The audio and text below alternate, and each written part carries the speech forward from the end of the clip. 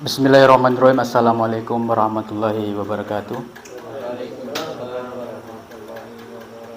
Wassalatu wassalamu ala asrofil anbiya'i wal mursalin wa ala alihi washabi ajma'in. Amma ba'du. Jamaah salat Isya dan tarawih rahmatil Allah Subhanahu wa taala. Pertama-tama adalah kita panjatkan puji syukur kehadirat Allah Subhanahu wa taala karena kita masih diberi kesehatan, keimanan dan Islam sehingga kita mampu melangkahkan kaki kita menuju masjid ini guna melaksanakan sholat Isya, tarawih dan witir secara berjamaah dalam keadaan sehat walafiat. Salam serta salawat tetap kita haturkan kepada junjungan Nabi besar kita Muhammad SAW, Nabi akhirul zaman, Nabi yang membawa kita dari alam yang gelap menuju alam yang terang menderang seperti yang kita rasakan pada malam hari ini. Jamaah sholat Isya dan tarawih rahmat Allah Subhanahu wa taala. Alhamdulillah kita sudah memasuki malam yang ke-22-23. Kita masih diberi kesehatan Allah Subhanahu wa taala sehingga kita mampu untuk melaksanakan ibadah puasa dan bertahan sampai dengan saat ini. Meskipun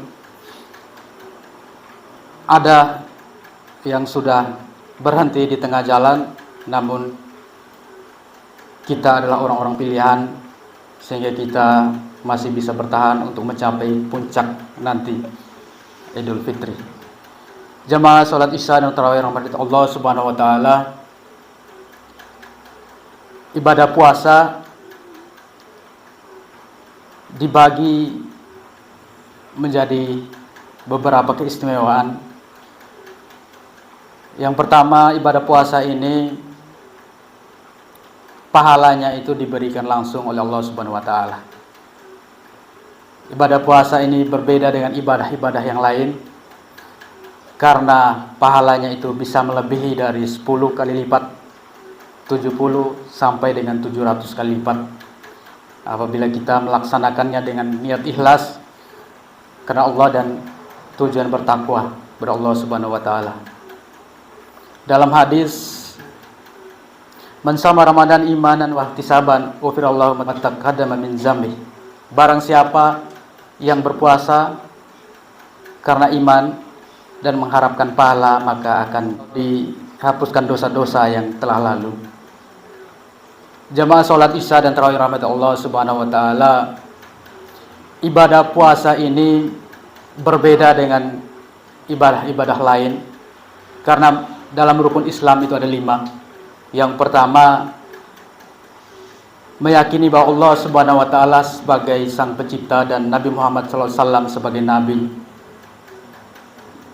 Sering yang kita sebut dengan syahadat. Ketika kita mengaku Islam bahwa kita harus syahadat, itu yang pertama. Kemudian yang kedua, salat. Rukun Islam yang kedua salat. Kemudian yang ketiga, berpuasa. Yang keempat, zakat. Dan yang kelima itu menunaikan haji bagi yang mampu. Jadi kelima ini apabila kita genggam, maka Islam kita sempurna. Haji misalnya apabila kita tidak bisa melaksanakan karena kita tidak mempunyai harta benda atau tidak mempunyai uang, maka kita tetap dikatakan Islam.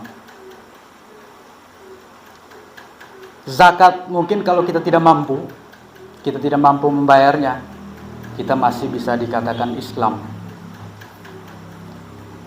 Puasa, tetapi apabila kita tidak melaksanakan salah satu ibadah sholat, maka hancurlah kita sebagai umat Islam. Sholat ini memang perkara yang sangat mudah, tapi sulit dilakukan oleh umat di zaman sekarang ini, terutama anak-anak muda. Biasa kalau dalam kehidupan sehari-hari diajak sama teman, ayo kita ke masjid sholat, sabar nanti dulu tunda besok. Perkara sholat ini tentunya kita mulai dari sekarang. Ibarat kita mengerjakan sebuah masjid, tentunya awal-awal itu kita ada fondasinya. Dari fondasi kemudian kita kerja tiangnya. Dan tiangnya itu tidak sekaligus langsung jadi. Ada tahap-tahap dan proses. Ibarat kita mengerja pagar rumah. Untuk menjadikan pagar rumah itu, rumah bisa menjadi pagar dan tutup. Itu tahapnya satu-satu dulu. Begitupun dengan sholat. Mungkin hari ini kita sholat 5 waktu, belum bisa, tidak masalah. Kita upayakan 4 waktu, yang penting kita rutin. Kalau kita sudah terbiasa sholat, tidak meninggalkan salah satunya, dan berulang-ulang, maka suatu saat sholat kita akan sempurna. Karena kebanyakan ketika kita menunggu, kebanyakan tidak melaksanakan sholat sampai mati. Itu karena kita tidak mulai dari sekarang, kita selalu menunda-nunda. Kalaupun kita tidak sanggup ke masjid karena ada urusan di sawah, sholat itu di mana saja. Bisa di sawah, mungkin kita jauh dari masjid, tetap kita sholat. Atau di rumah misalnya, jangan sampai sholat ini kita tinggalkan. Maka rukun Islam kita yang kita genggam tadi maka akan runtuh. Jamaah sholat isya dan tarawih rahmat Allah subhanahu wa ta'ala. Ibadah puasa ini, dia merupakan ibadah spesial yang diberikan Allah subhanahu wa ta'ala. Untuk menggugurkan atau menghapuskan dosa-dosa kita yang telah lalu. Di 11 bulan yang lalu. Dan ibadah puasa ini, Allah mengatakan ibadah yang minim riyanya. Kenapa bisa dibilang minim riyanya? Karena ketika kita sholat, orang bisa melihat ibadah sholat. Orang bisa melihat kita, oh dia pergi sholat. Kalau seandainya kita memang niatnya ikhlas, tidak ada unsur riyah dari dalam diri kita, maka sholat kita sempurna. Tapi kalau kita sholat hanya mengharapkan penilaian orang, itu akan berbeda dengan puasa. Karena kita hanya mengharapkan supaya orangnya, oh saya sholat rajin. Tapi kalau ibadah puasa ini, ketika misalnya 2 orang berjalan di jalan, kita tidak membedakan mana dia yang berpuasa dan mana yang tidak. Karena puasa merupakan hal privasi, hanya Allah yang tahu.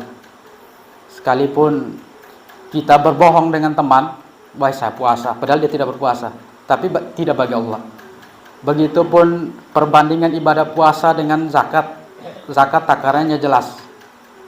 Itu mungkin masih ada riyanya, sholat juga masih ada riya. Ibadah haji misalnya, kita pergi haji, orang tahu kita pergi. Tapi kalau memang kita niatnya ikhlas, tidak ada unsur pamer, riya itu ibarat pamer ya, maka sholat atau ibadah kita sempurna. Tapi kalau puasa ini memang dijanjikan Allah bahwa ibadah spesial. Jadi rugi apabila ketika kita tiba di bulan Ramadan, kita tidak melaksanakan puasa untuk menggugur dosa-dosa kita yang telah lalu. Jamaah sholat isya dan tarawih rahmati Allah subhanahu wa ta'ala. Mungkin itu saja yang bisa saya sampaikan. Kurang dan lebihnya saya mohon maaf. Wallahumma afiq ila aqwamit thariq. Wassalamualaikum warahmatullahi wabarakatuh.